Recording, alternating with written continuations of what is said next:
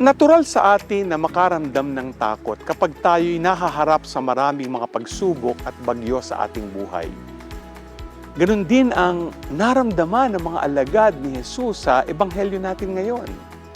Nang naranasan nila ang hagupit ng mga hangin at tubig habang sila ay nasa lawa. Nang makita nilang lumalakad si Jesus sa tubig, natakot pa sila sapagkat inakalang siya'y isang multo. In our lives, we tend to focus on the storms and waves that we experience. We get overwhelmed and easily get frightened. Mga kapatid, marami tayong pinagdadaanan sa buhay. Hindi natin maiiwasan na mangamba at mabigatan sa bawat pagsubok na ating hinaharap. Subalit, kahit ano pa yang mga bagyo ng buhay, hindi dapat mawala ang ating pananampalataya sa Panginoon.